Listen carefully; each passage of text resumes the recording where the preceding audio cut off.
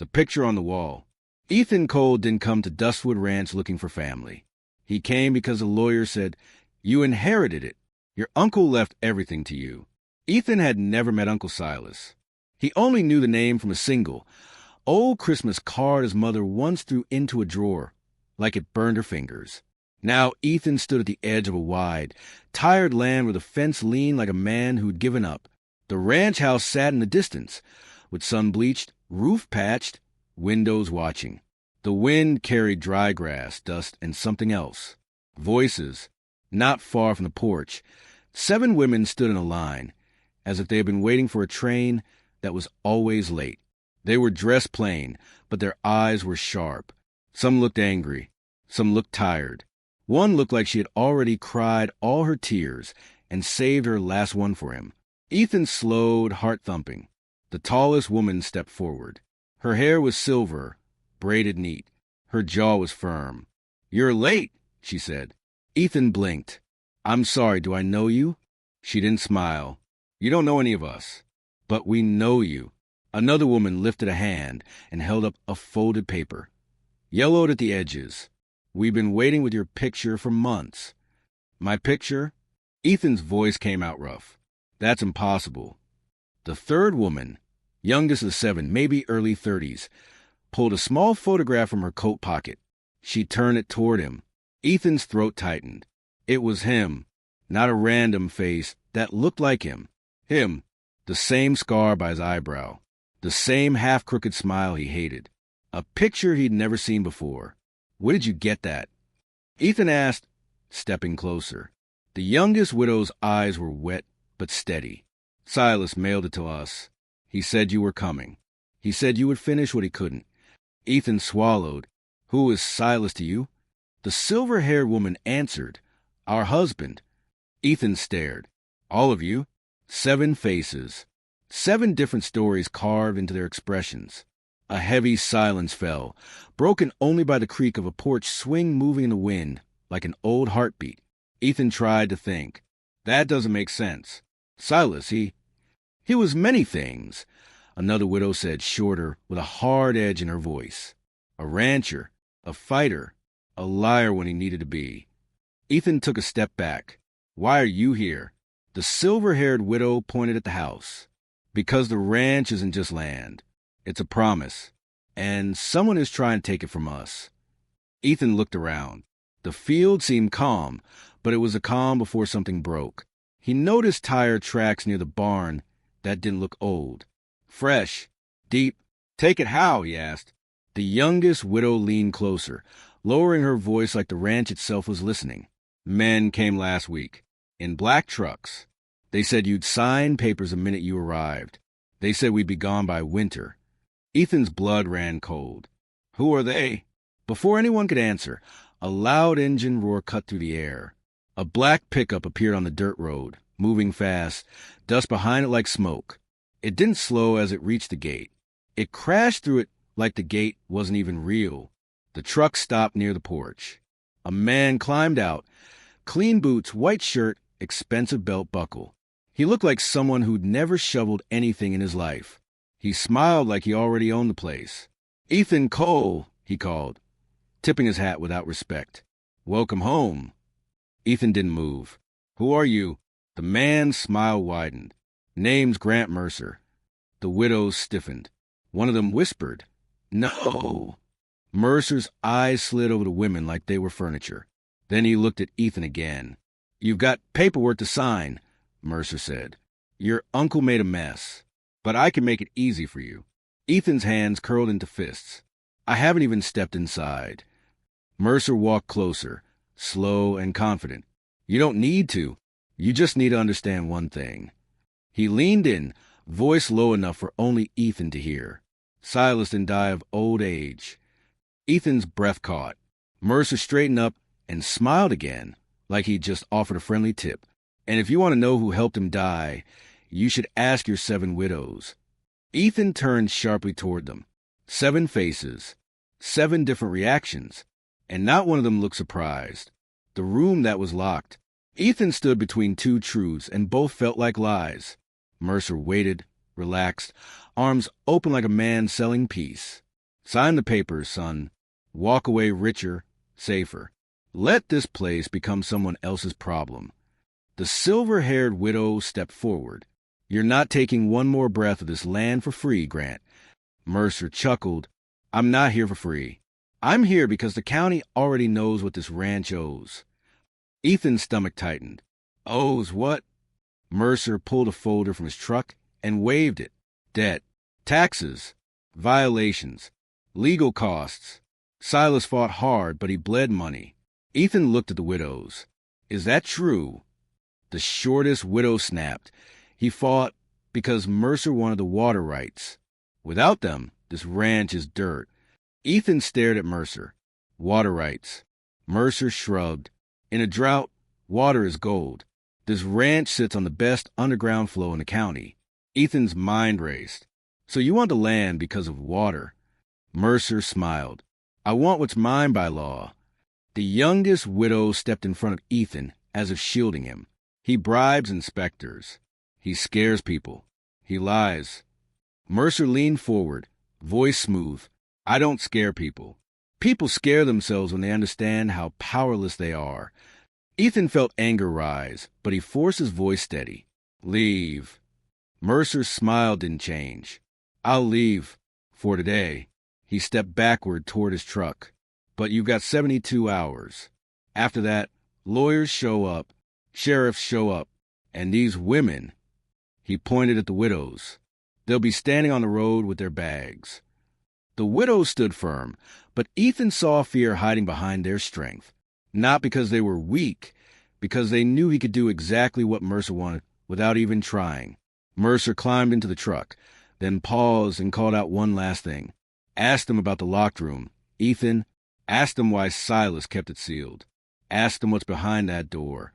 Then he drove away, leaving dust and silence. Ethan turned toward the house. Locked room. The widows exchanged looks.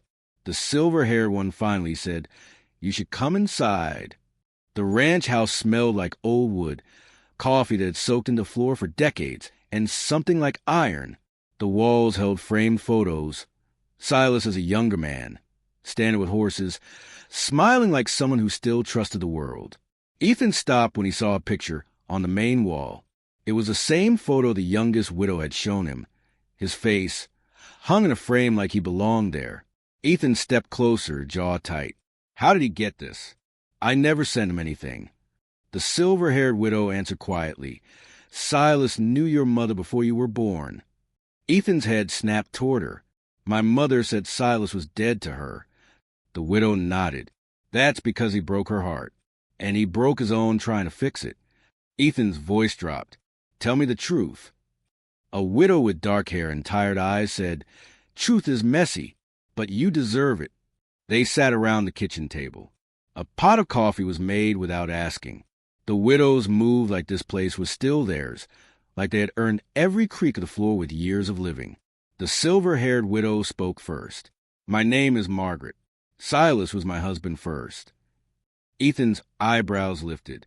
Margaret didn't flinch. He married me when I was young. Then war happened. Life happened. We separated but never divorced. Later, he married again. And again. Ethan's mouth went dry. That's illegal. Margaret's eyes hardened. We knew, but we stayed because he wasn't collecting wives like trophies. The youngest widow whispered. He was collecting broken lives. Ethan looked at her. What do you mean? She took a breath. I'm Lily. Silas found me after my husband died in a mine accident. The company paid nothing. My home was taken. I was going to sleep in my car. Her hand shook slightly. Silas said, Come live at the ranch. Work if you want. Heal if you can. Another widow spoke. He did that for all of us. Different pain. Same kindness. Ethan stared at the table. So, why did Mercer say he didn't die of old age? The widows fell silent. Margaret stood slowly and walked to the hallway. At the end of it was a door with a heavy padlock on it. Newer than everything else. Like someone wanted it sealed recently. Ethan rose. That's the locked room. Margaret didn't turn. Silas told us, Do not open it until Ethan arrives. Ethan's voice was tight. What's inside? Margaret faced him. Her eyes were calm, but there was grief in the calm. Inside is the reason Mercer is desperate, she said. Inside is the proof that Silas didn't lose. He was getting close to winning. Ethan stepped toward the lock. Then open it. Lily grabbed his wrist. Not yet. Ethan pulled back. Why not? Lily's voice cracked. Because last time someone tried to open it, Silas ended up on the floor bleeding. Ethan froze. Someone attacked him? Margaret nodded once. And Silas still refused to hand Mercer what he wanted. Ethan stared at the lock like it was a mouth that could speak. He reached out again. Margaret placed a key in his palm. Cold metal, heavy. Open it, she said. But once you see what's inside, you won't be able to walk away. Ethan slid the key into the padlock. It clicked. The sound felt loud as thunder. He pulled the lock free. The door creaked open. And the smell that came out wasn't old dust. It was fresh like paper and chemicals. Ethan stepped inside. Then he stopped dead, because the room was filled with maps, files, sealed envelopes, and a single large container marked with a red warning symbol. Lily whispered behind him, terrified. That's not the only thing Silas was hiding. The lie that built the ranch. Ethan didn't touch the container. Not yet. He scanned the room, trying to understand what he was looking at. There were blueprints of the land, water surveys, old court letters, newspaper clippings about Mercer development and county expansion projects. Some pages had Silas's handwriting all over them, angry lines, underlined names, dates circled like evidence. Ethan picked up one letter and read the first line. Ethan Cole is my blood, whether his mother forgives me or not. His hands trembled. Margaret stood behind him. Silas wrote that the night he got sick. Ethan's voice was low. My mother never told me. Margaret looked away. Because she was protecting you from the ranch's curse. Ethan scoffed bitterly. Curse. Lily spoke softly. Not a ghost curse. A human curse. Greed. Ethan flipped through more papers. A folder labeled water theft caught his eye. Inside were photos of pipes, hidden trenches, aerial images, a date stamp 2 months ago. Ethan looked up. Mercer was stealing water? Margaret nodded. Silas caught him, diverting the underground flow. Quietly, at night, another widow, Rosa, spoke with a cold steadiness.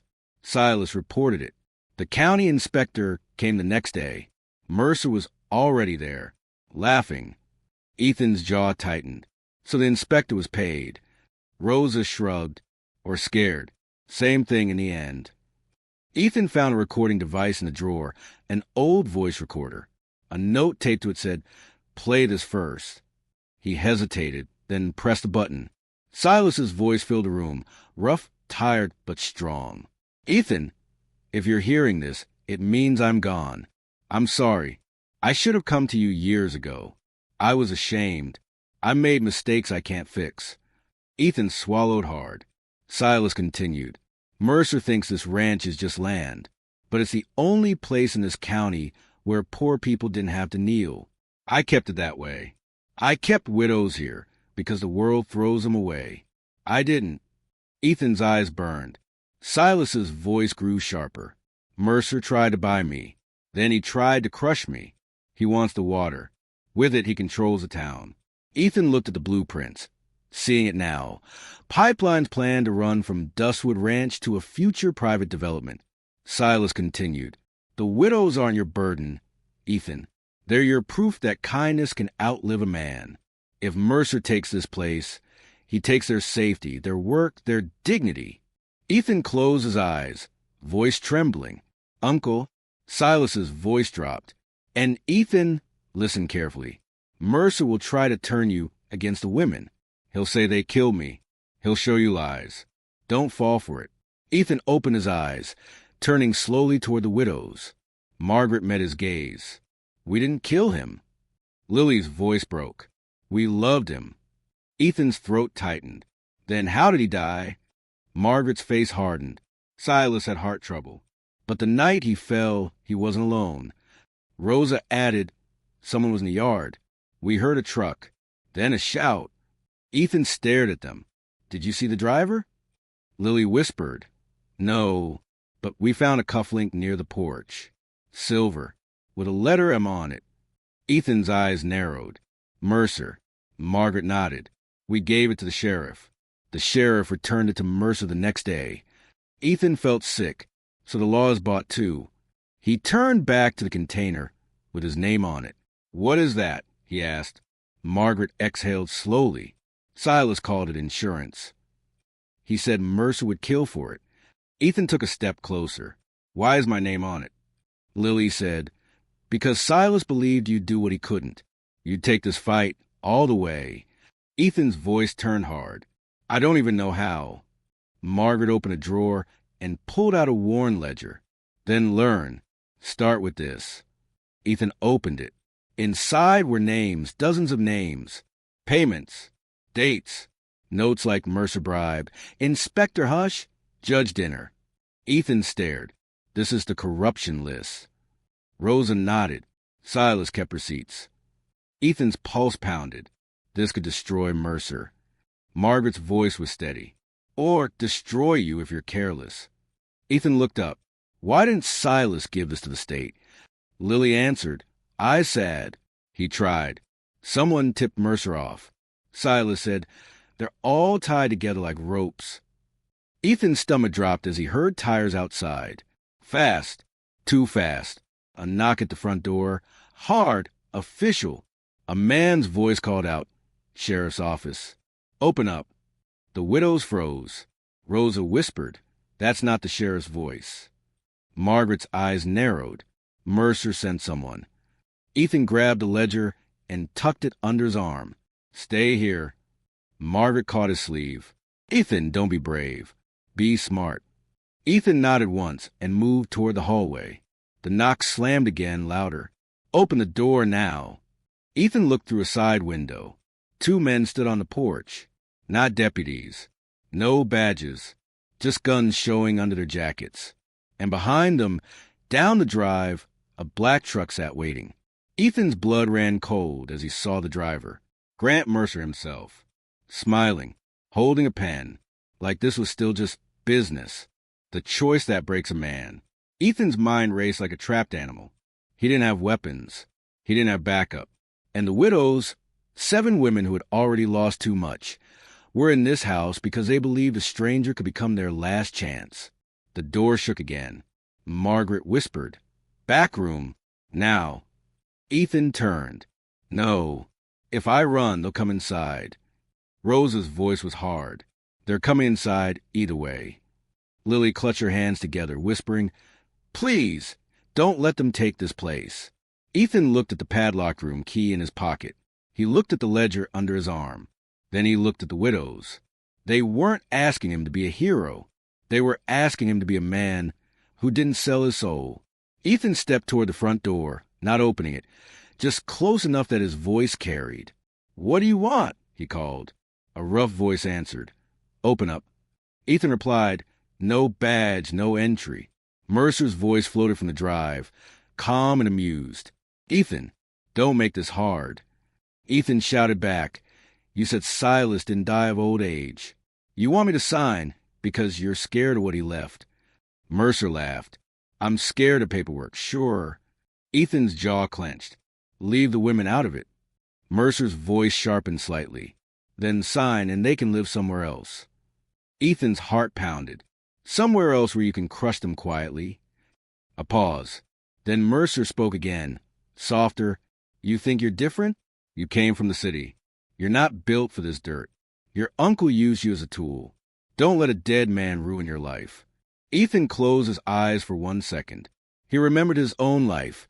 Small apartment, late bills, the feeling of being invisible. Then he opened his eyes and looked at the widows again. Invisible was what Mercer wanted them to be. Ethan spoke loud enough for everyone to hear. I'm not signing anything today. The silence that followed felt dangerous. Then the front window exploded. Glass sprayed across the room like sharp rain. Lily screamed and ducked. Rosa grabbed a chair and slammed it against the doorframe, breathing fast. They're forcing entry. Margaret moved with surprising speed, pulling Ethan back. Basement, now. Ethan's head snapped around. There's a basement?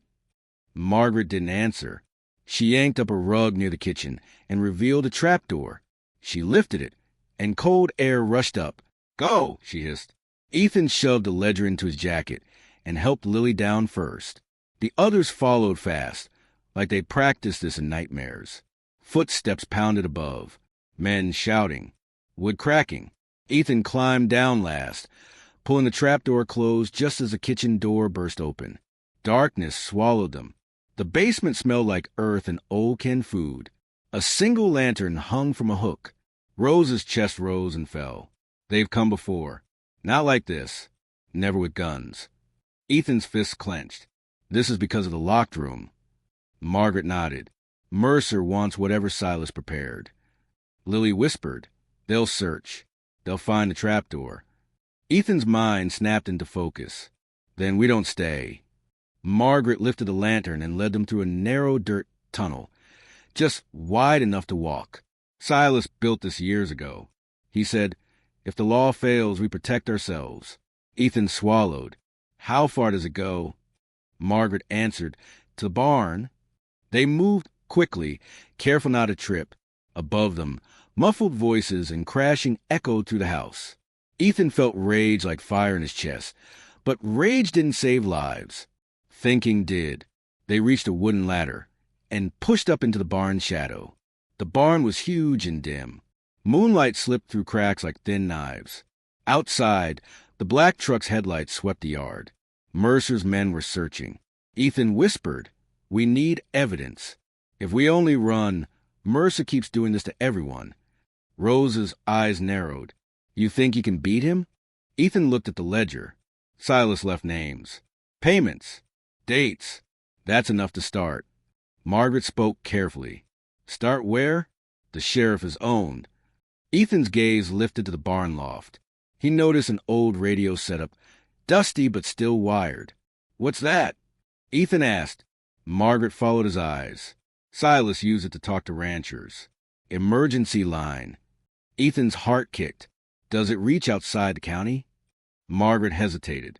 It can, if the tower is still working. Ethan ran up the ladder to the loft. His hands moved fast, checking switches. The radio crackled to life. He spoke into it, voice steady despite the fear. This is Dustwood Ranch. I need state law. I need a reporter. I have evidence of water theft and county corruption. Static hissed. Then a voice replied, faint surprised. Who is this? Ethan swallowed. My name is Ethan Cole. This ranch is under attack. The voice sharpened. Repeat, under attack? Before Ethan could answer, a bright beam of light hit the loft. A man below shouted, there! Up there! Gunfire cracked through the barn, which splintered near Ethan's head. He ducked, heart slamming, and shouted into the radio anyway. They're shooting! Mercer's here. The radio voice yelled, stay on the line. What's your location? A heavy hand grabbed Ethan's ankle from the ladder.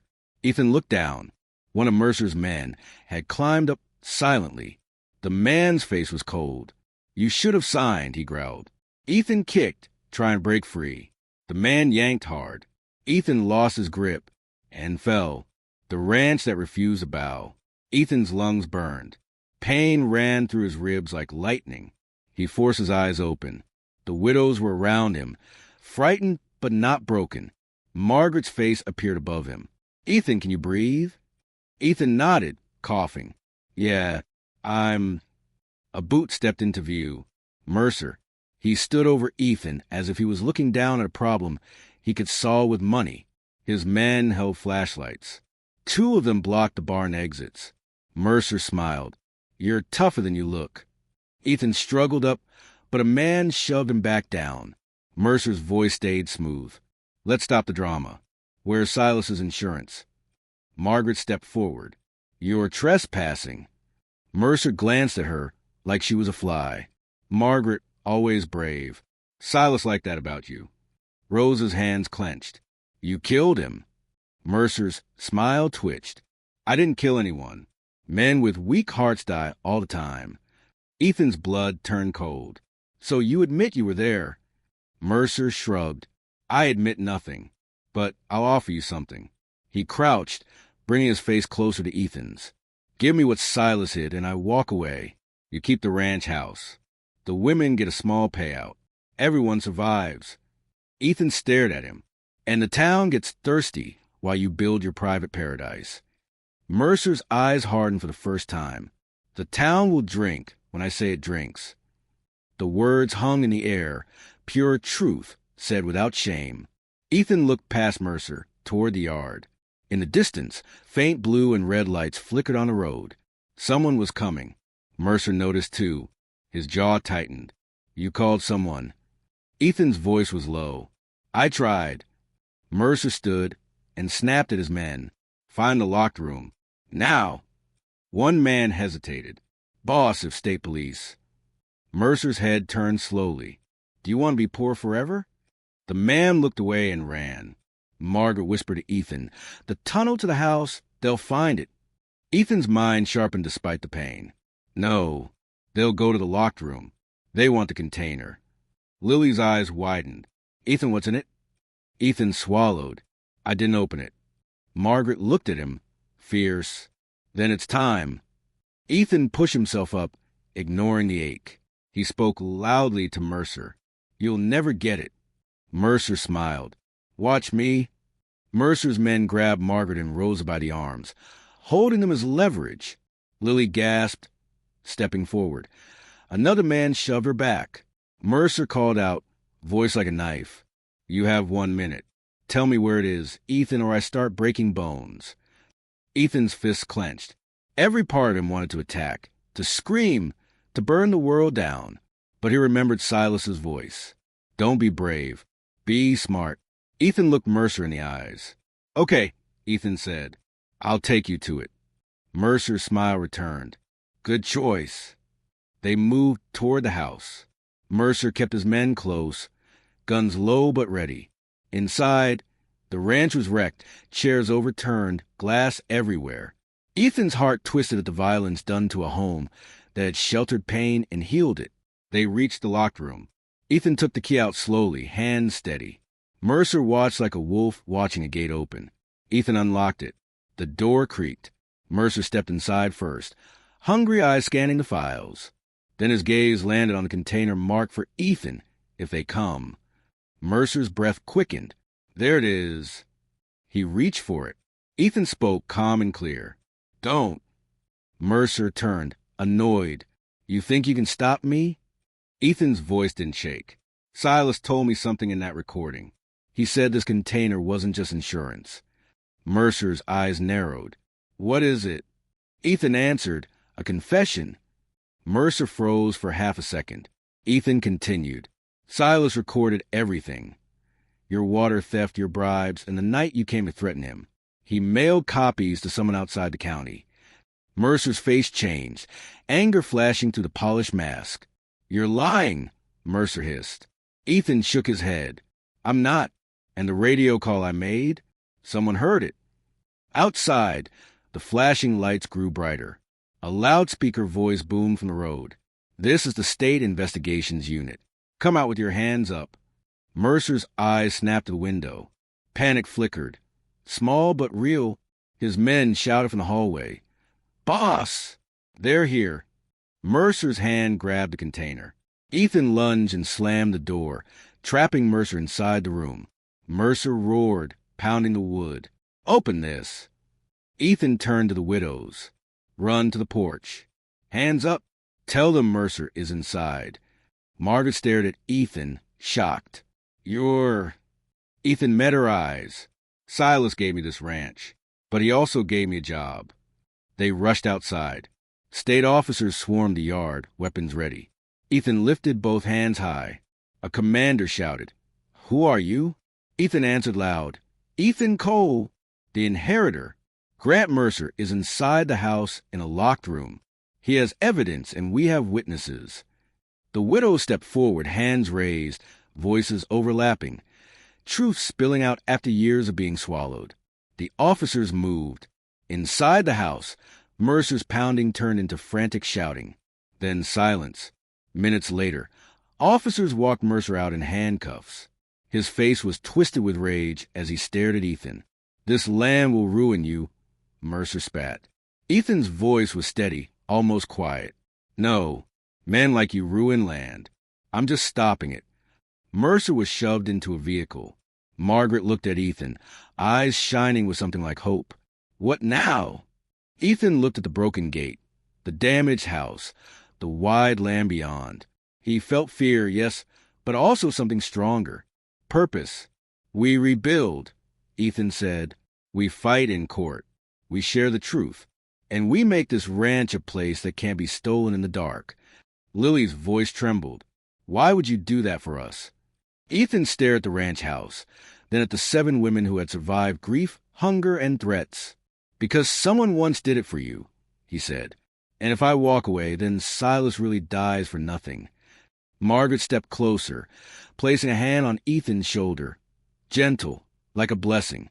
Silas's ranch didn't end with his death. It began again, with a man who arrived as a stranger and chose to stay as family.